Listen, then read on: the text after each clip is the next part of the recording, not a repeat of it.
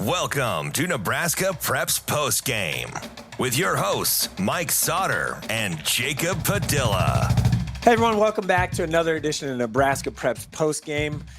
This time, all basketball all the time. We've finished football season and got a couple, most teams have 2 games in of the basketball season. Some just have 1, but we'll just run down what happened over the weekend. Game started on Thursday of last week, and we'll get through kind of all of it.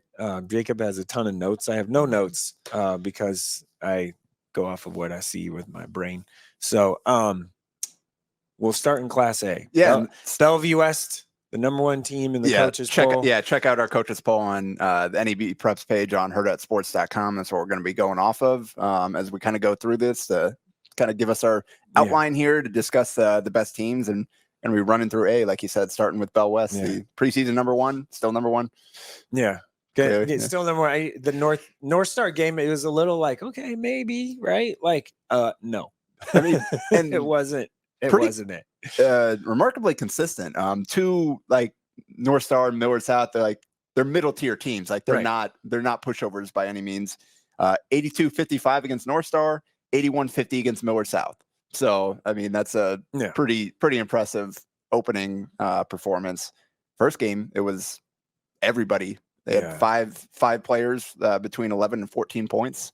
Jacob Barope had 15 rebounds, who committed to South Dakota State for football. South Dakota for football, by the way. Man, hate when our off-season conversations lead into the pod. Put something on my brain.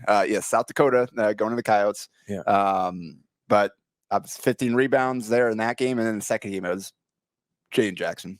26. He had kind of a slow start in the first one. Still finished with 14 points, I believe. But 26 points on 10 to 13 shooting in the second game.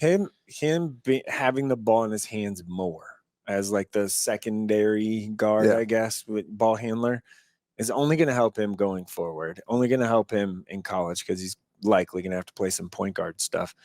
But hey, I've said it for a while. People can argue with me if they want. Jaden Jackson's the best senior in Nebraska right now, and in the 2024 class, I don't know if it's maybe close, but he's the best one. He's the most talented one. And he's committed to South Dakota State. Yes, he's committed to South Dakota State. 21-3 first quarter against Millard South. So they were not messing around right off the bat. They're like, all right, this is what it's going to be. Shot 12 of 29, over 40% from 3 as a team. So, Bell West picking up where they left off last year. Very good team. Well-balanced team, a lot of good players there. And so congrats to Steve Klein on his first 2 wins as head coach of the Thunderbirds. I thought he was going to cry. I saw the video. I thought he was going to cry after they gave him the game ball. That's awesome. In the locker room, like it looked like then he smiled because I don't know if he gets emotional, but not in that way. He definitely gets mad if you ever heard him yell. So, Okay. Number 2, Creighton Prep. Creighton Prep stays at number 2. They're 2-0. Won 2 different ways. Did what they had to do. 86-61 versus Lincoln High. So in actually both these games, they started slow. They trailed after 1 quarter and then controlled the action the last 3. Trinell Parker, 27 in the first one against Lincoln High, 8 rebounds. Dylan Clausen, 11 points and 8 rebounds. I wasn't there in the Lincoln High game, but I was told that Trinell Parker had like 8 dunks or something. Yeah. Which is not, that's probably 11 to 16 from the field, 8 dunks will definitely help your field goal percentage. The 8 seems aggressive, but it felt, I guess the person was like, oh man, he dunked like 7 times, 8 times. And I'm like, okay. And then knowing Trinell, I was like, that's possible. Yeah. About right. Yeah. And we said during the preseason, like that combination is going to be tough for teams to deal with, especially if you don't have any kind of real size. If you don't have 2 of them, which most teams don't, then they're going to be able to kind of play their matchups. Stretch the floor really helps a lot. So they can play apart. They can play together without a problem. And then they got good guard play. We talked about that's the key. Torrin Carter-Brown, 13 points, 8 rebounds, 6 assists. Just stuff in the stat sheet there, doing a little bit of everything. So that was offense. Put up 86 in that one. Second game against Papillion the Vista, they held the Monarchs at 38 points. They won 58-38. And again, trailed after 1, but the right of the ship, 22-10 second quarter, and then it was prep from there. Dylan Clausen, 11 points, 8 boards, 3 assists. Marquise Tolliver had 11 points. Turnell Parker, 8 points, 14 rebounds, 3 blocks. And Carter Brown, 9 points, 6 assists, 3 rebounds. So continuing to stuff the stat sheet there. So they didn't shoot the ball quite as well as they did in the first one, but they picked it up with their defense, which is a mark of a good team that can win, one that can win multiple ways. We'll get to it at some point, I think, about the 6-man conversation. Yeah. But, Brandon Jarman is one. We'll talk about we'll get to 6-man eventually, but you just mentioned we have Tolliver and Jarman are the 2 guys that have popped so pretty far good right guards now. Coming off the bench. Yeah. And so there are 8 teams, I believe, left in Class A that went 2-0 this weekend. A bunch of them play against each other. Yeah, the schedule is really front loaded. Yeah. So Millard North is is number 3. They're 2-0, and they handled Pius on Thursday. I was there. It was great. And Grant Urbanic, man, he has played really well in 2 games. 12 and 12-1, 14 in the other. Yeah. And that was he's athletic. That's a kid that he's gotten a lot better for sure. That's also a kid that would have transferred. He's a program kid that stuck with it. Now he's being rewarded. Yeah, 100%. He's the guy that kind of they were basically open competition. All right, who's going to be our 5th starter with the other 4 coming back? Who's going to be that next guy? And played really well. He's playing really well. Got off to a great start. And that they're 2-0 against 2 top 10 ranked teams. They beat Kearney handily and beat Pius handily. Yeah, it was 79-59 against Pius. And there again, the thing about Millard North is just the number of weapons they have. Mm-hmm. Derek Rollins, 18. Neil Mosser, 14, 7 assists. Urbanic, 12, like we said. And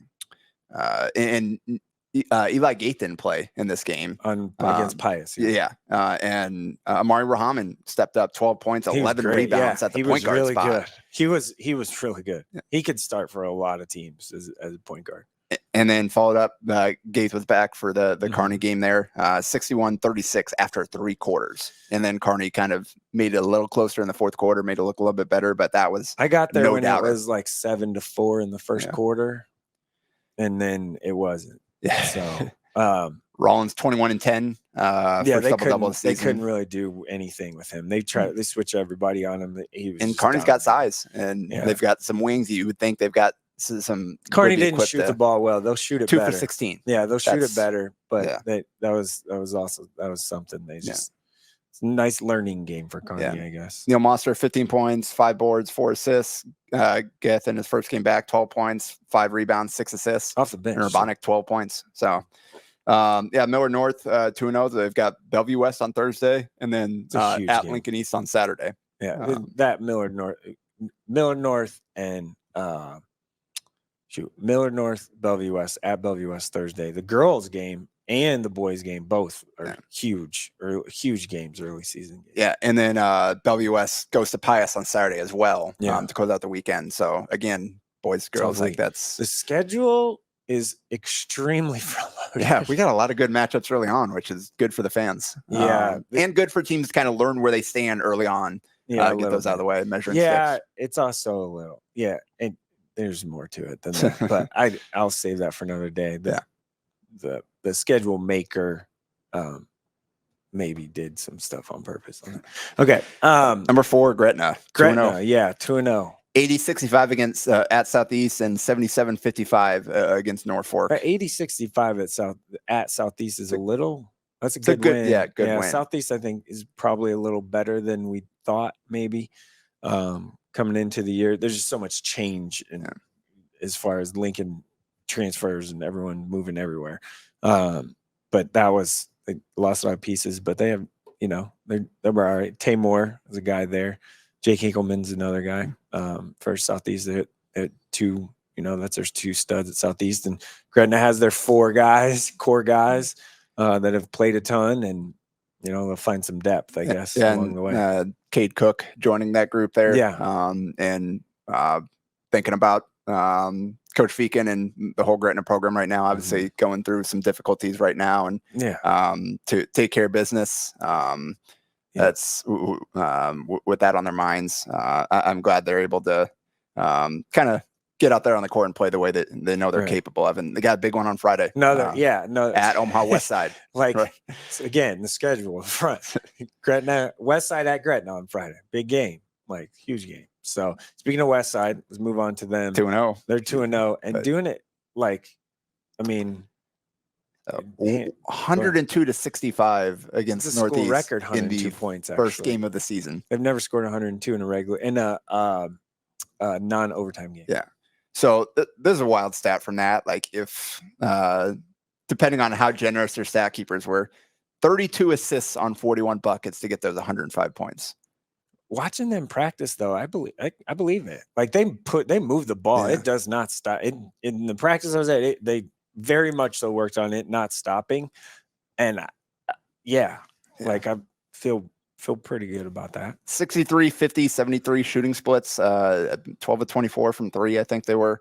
Tate Oddbody, who Tyson. You call him Tate in your video. Now you did that to me. Tate graduated. But Tyson Oddbody stepping in for his brother as kind of that fifth guy. It's gotten off to the one guy with some size there. Got off to a good start. He had 21, hit a bunch of threes in that game. Maddox Anderson at 18, Kevin Stubblefield 14, Ricky Lofton 13. They got a lot of depth there. Yeah. And then so everybody got in the act in that one, and then they followed it up 71-65 at Lincoln Southwest. So a little bit better competition there. And still a double-digit win, took care of business on the road on Saturday afternoon. Kevin Stubblefield, 17 points, 6 boards. Ricky Lofton, 12. Caleb Benning, 10 points, 6 assists. CJ Mitchell, 10 points. Tyson Oddbody, 10 points. Carson Healy, 10 points. Just, again, the amount of guys they've got that can make an impact in a game, that's going to be really solid for them. Westside, they've got Gretna, and then they go to Kearney on Saturday. So they've got a huge week here to kind of prove themselves. And so Gretna's Friday night, and then the game in Kearney is 5:45 start. So that's a little early. Leaving, all that. A little different. It'll be a tough road to hoe maybe for them. So yeah. Moving on, Papio South 2-0 at number 6. They big week for them. They got prep on Friday. So again, another of those 2-0 matchups. And then they face Lincoln North Star on Saturday as well. And they didn't face tough competition to start this week, just kind of took care of business. 57-39 against Grand Island. Bryson Ball, 25 points, 6 boards, 4 steals, 2 blocks, just stuff in the stat sheet. Really good. He only hit 2 threes. So he did most of his work inside the arc in that game. And then followed up 69-56 win against Millard West, and Ball had 18 in that one. Again, only hit 2 threes, but 8 of 10 from the free throw line, and added 9 rebounds, 2 blocks, and a steal. So continuing to round out his game. He's a guy that, again, you're going to have to keep an eye out on in terms of, all right, prospects, Division I guys at the next level. For sure. And South Dakota State recently offered Omaha. He's starting to come in now, and I think higher level coaches are keeping an eye on him as well. Yeah. I will say there are Power 5, Power 6, whatever schools that are very much so intrigued. Hard to know how many power conferences there are at this point with what things going to look like next year. I think you feel good about. Well, you could probably 5. Okay. Also Reese Kircher, 19 points, 5 assists in that game. So wanted to give him a shout out. Big game Friday. They host prep on Friday. It should be packed. The Black Hole will be rocking. So Bryan is 2-0. They moved up actually to number 7 in the coaches poll this week. Just flipped with Kearney because Kearney's 1 loss. Yeah. So Bryan's 2-0. If you just look at scores, it was maybe a little closer of a Benson game than I think people anticipated. And then they kind of had to hang on to beat Omaha North. 100%. 67-60 was that final for Benson.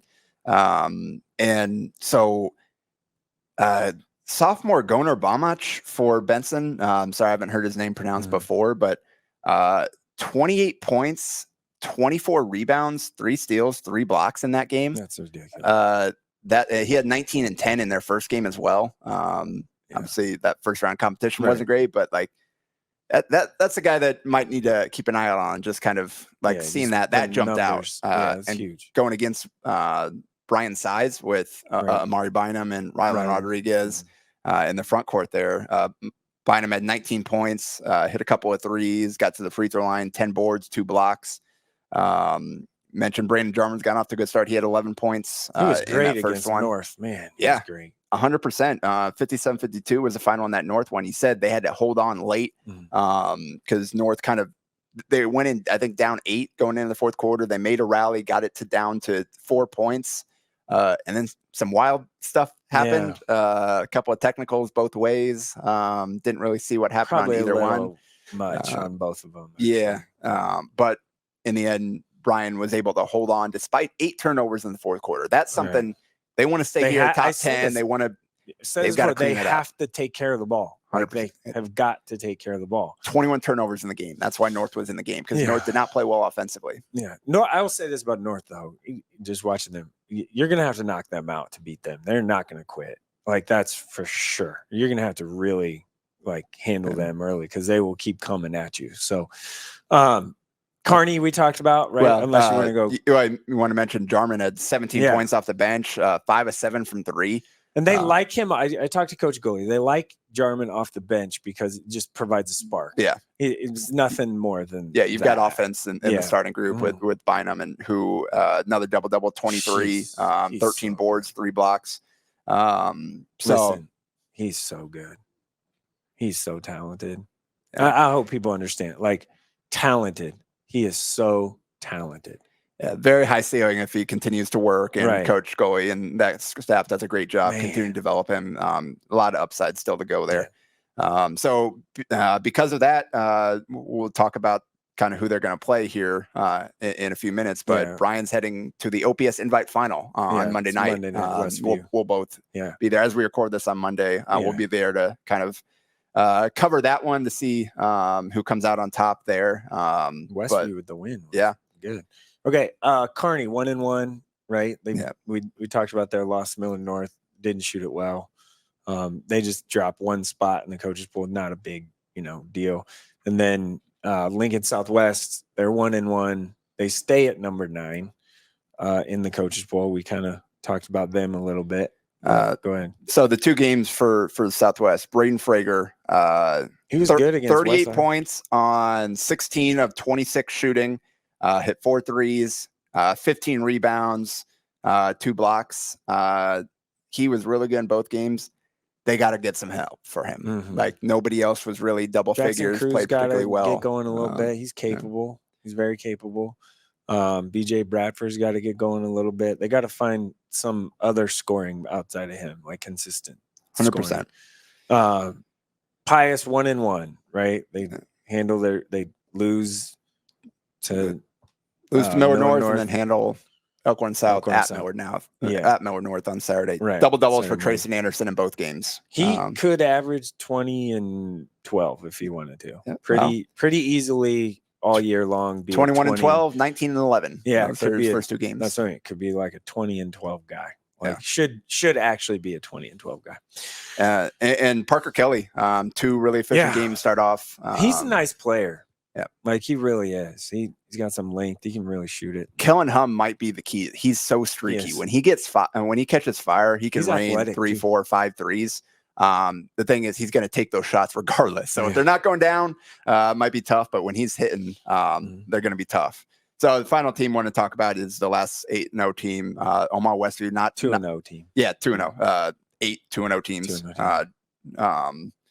So I was there. I stayed for the end. You had to take off early to get to another game. But that I did that. Yeah, worked out well for me. Westview 67-33 against Burke in the first round to advance to the semis as a 4 seed against top seed at Omaha Central, and 56-54 Westview got the win. Okay, in the second quarter, so I left at halftime. Yeah. Late second quarter, they flipped the 1-3-1 on them.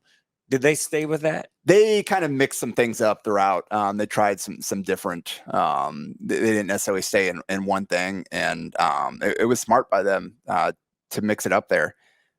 It was 10-1 to start the game. Central. And oh boy, here we go. They're going to run them out of the gym. Yeah, Daron Thomas was good. Yeah. In the start, he was like, whoa. And we'll talk to him here in a minute, or talk about him here in a minute. But Westview, they settled in, they got back into the game, and then it was punch the rest of the game there. And man, Taven Zephyr Murphy. Yep. He off to a really good start. I know, I think he had a couple of big games last year, but that was the best game I've seen him play in person, the most impactful. So he's just an athlete. Yeah, man. Air quotes on just an athlete part, because he showed he's more than just I can dunk the ball. Made a heck of an athletic play late in. He scored 10 of his 25 in the fourth quarter, including the go-ahead bucket. Made every free throw but one. Westview has some nice length. Like, they got kind of a lot of it too. Like, there's Elijah Wilborn. They're young. Zion Patterson coming off the bench. Malachi Flakes coming off the bench. He had a little dump off and two-handed and one dunk. Was like, nice. Whoa, where'd that come from? But so the story was Zephyr Murphy in the fourth quarter. Like I said, he downhill, took contact, kind of double clutch in the air and put it in. They threw a ridiculous kind of like baseline lob play where he caught and redirected in. He's just crazy, phenomenal plays down the stretch. So he kind of carried him home. But John Sims, a fourth junior as well, point guard there, had 9 of his 15 in the second quarter there, or in the third quarter rather. Really efficient game. 6-9 from the field. Hit a 3 late in the shot clock. Hit both of his free throws. So he really kind of took over in that third quarter to keep them in it, and then Zephyr Murphy carried them home.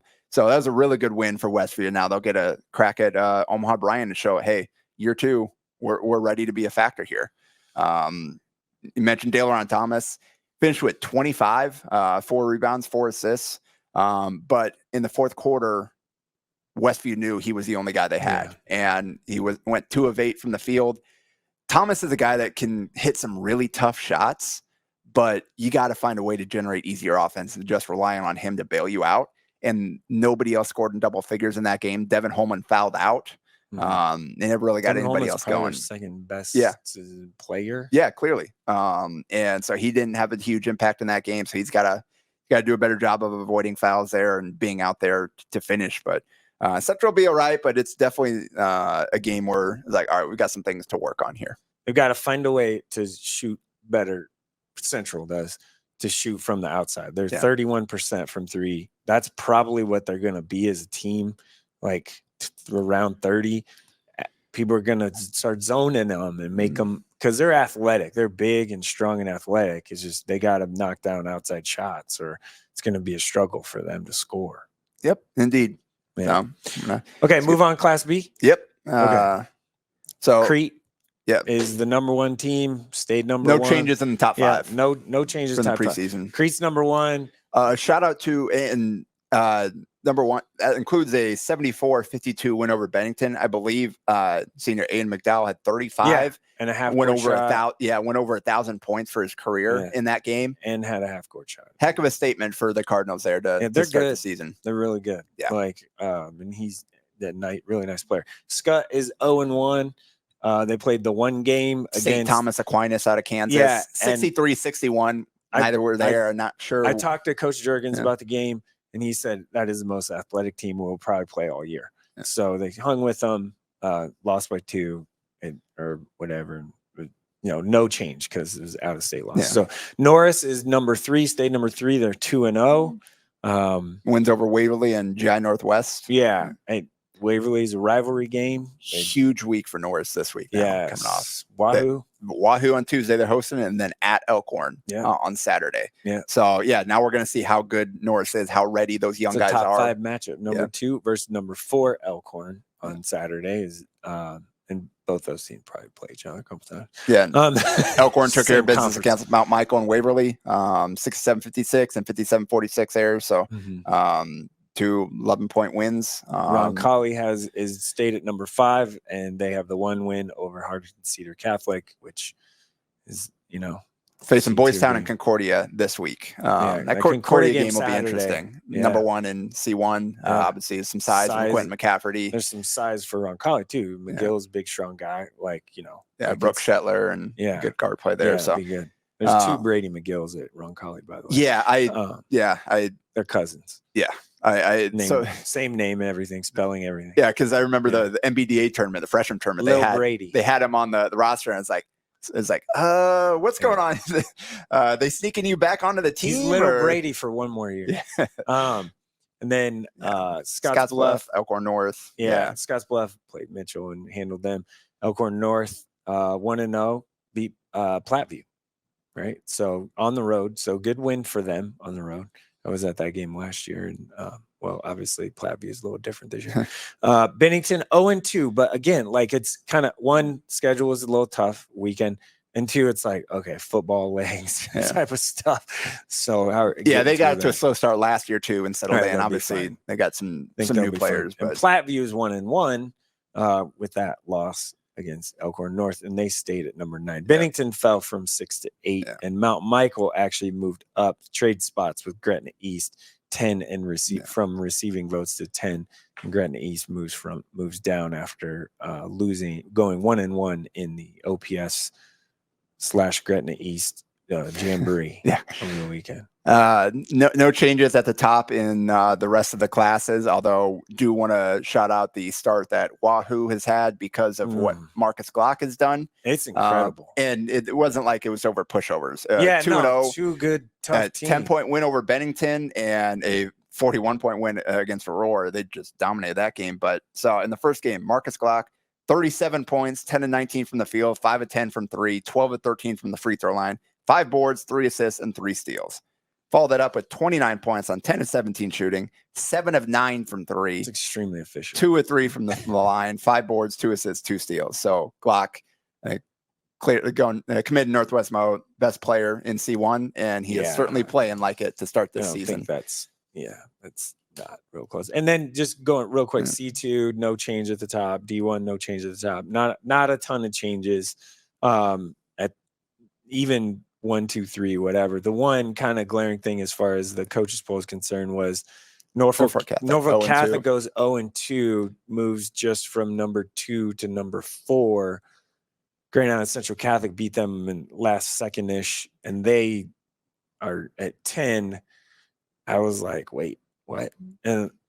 But I just have to do what the coaches vote. So early in the season, there's still some kind of preseason bias factoring in because you can't. Also, again, it's football stuff. A lot of those kids play football, so we'll see. And it was a 1-point loss. Nolan Fennessy is their best plair, Norfolk Catholic. Big boy lineman. So Max Hammond's another guy there too. But it'll end up shaking itself out. That was just the one glaring thing. I was like, wait a second. Yeah. So that happened. And we'll end with some shout outs here. Yeah. So opening night, Lincoln Parkview against Lincoln Christian. Terrence Pittman, senior, 53 points, 17 of 35 from the field, 2 of 6 from 3, 17 of 23 from the free throw line, with 4 assists, 4 steals, 3 blocks, and 3 rebounds in an 84-79 win against Lincoln Christian. So they needed every bit of those 53 points to pull out that win. Right. So unbelievable start to the season for him. Osceola senior Cale Gustafson, leading rebounder in state last year, picked up right where he left off. Pair of wins this week, pair of double-doubles at 17 points on 70% shooting, 13 boards, 2 steals and an assist in a 66-32 win at St. Edward. And then followed that up with 39 points on 12 of 15 shooting, 3 of 3 from 3, 12 of 13 from the line, 16 rebounds, 3 assists and a steal, and a 64-55 win against EMF. 11 offensive rebounds in 2 games. He is just a phenomenal rebounder at that level, and is going to have a monster senior season for them. Fort Calhoun senior Grayson Bauman, who committed Morningside, 25 points, 8 of 14 shooting, 4 of 7 from 3 with 5 of 6 from the line, 9 boards, 4 assists, 2 steals in a 56-38 win against Fremont Bergen, and then follow that up with 33 points on 12 of 15 shooting, 3 of 5 from 3, 6 of 7 from the line, 4 rebounds, and 3 assists in a 68-47 win versus Syracuse. Shelton senior Ashton Simmons, another guy who had a big year last year and picked up right where he left off, scored 60 points in Shelton's 2 wins. 15 of 22 for 34 points, 2 of 3 from 3, 2 of 2 from the line, 8 steals, 4 boards, 3 assists, and a block in an 81-30 win against Elm Creek. And then 26 points, 11 of 20 shooting, 4 of 9 from 3, 5 steals, 2 boards, and an assist in a 71-20 win against Franklin. So outscored the other team by himself. Yeah, in I both always love it when that happens. Yeah, Shelton's games this week. And then finally, Giltner senior Preston Larson, 31 points, 14 and 19 from the field, 3 of 3 from the line, 12 rebounds, 7 offensive, and 2 assists in a 59-20 win against Harvard. So some of the biggest games that stood out to me going through the first week. On the girls' side, as we wrap up here, we'll have our girls coaches poll comes out Monday night. Yep. So we'll have that out. But in terms of kind of the first weekend results, not a lot noteworthy. Although Britt Prince outscored a team by herself. Yeah, she did that. 42 in the opener for the Nebraska commit.